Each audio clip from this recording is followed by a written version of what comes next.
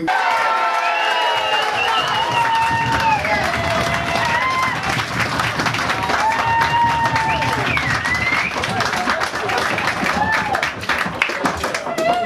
quite weird, actually.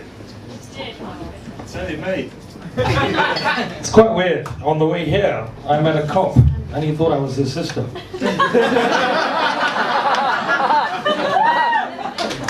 Hello. Hello. Hello. Hello. I have just been released from the mental asylum for repetitive disorder. Yes, for repetitive disorder. Time I started my act now, I think. I've just been released from the mental asylum. Hello. So today, I have come here to talk about 3 subjects: sex, death, and religion. So the other day I was fucking this dead priest.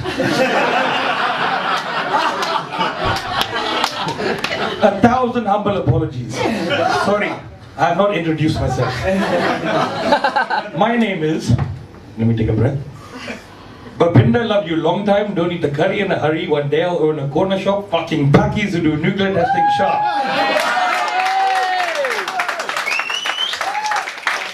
Or Dippy for short. Hello, my sweet network socket. What is your name? Aurora. Aurora? Oh. Can I ask you a favor? Yeah. Can I please take a photo of you? Because I want to put it on my screensaver.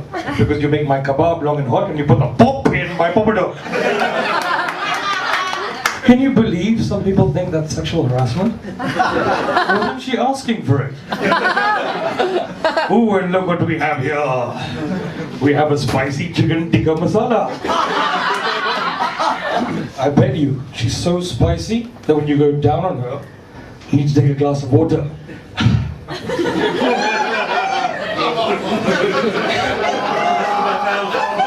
Now, as I can see, this joke didn't go so well over here.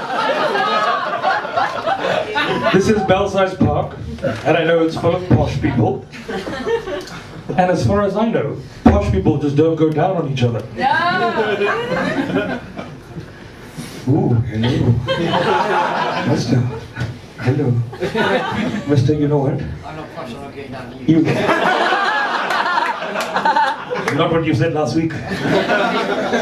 Mister, you tap me like a keyboard. Please just hit me on the vowels.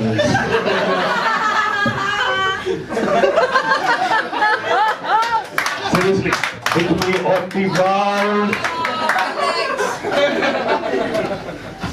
So, I took a worldwide trip to find myself. I was in Lagos, Nigeria. Yeah. I was having a great time. Unfortunately, all I found was syphilis. She was fucking gorgeous. The other thing I found is that the Young Offenders Institute was being promoted as a center of excellence.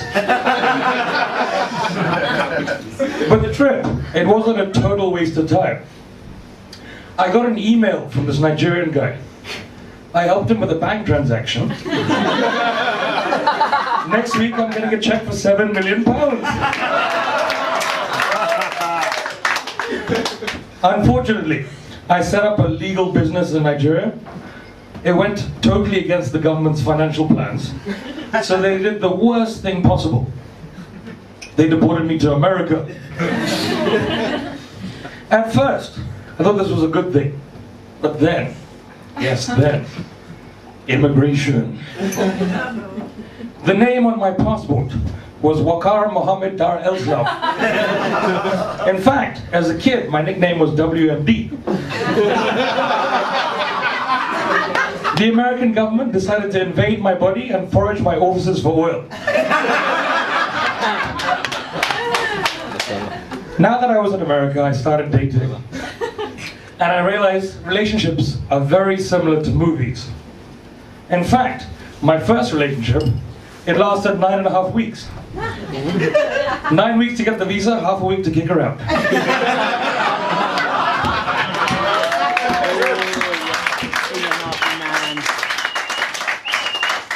guys don't traffic You're now. a sister. You're related to this. So now I was legal, I started to take dating seriously. And I realized there's a few distinct phases to relationships. The first stage, I call it the when Harry ate Sally stage. This is when the guy is willing to do anything. Anything at all. He'll wash the dishes. He'll even leave the toilet seat down. Or down. No. Anything to convince the girl that he's not interested in her spicy chicken tikka masala. Frequent sex happens then. You know, about twice a month. And you don't even have to drug them.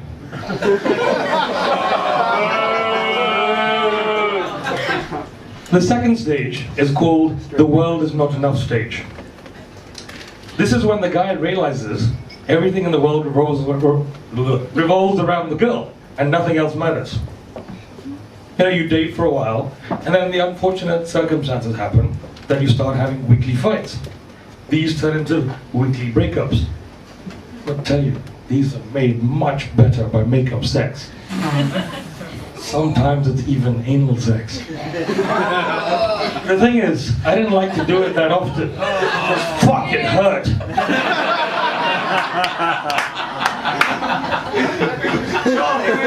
The last stage. I love you. No, you love anal sex. I'm guessing they're from Croydon. I'm from fucking Croydon. Love you too, darling. The final stage, I call it the prison break stage. This is the time between when you know you're going to break up with someone and you actually break up with them. Something always happens. A birthday, a pet dies, even a bad hair day. It's always very hard to break up.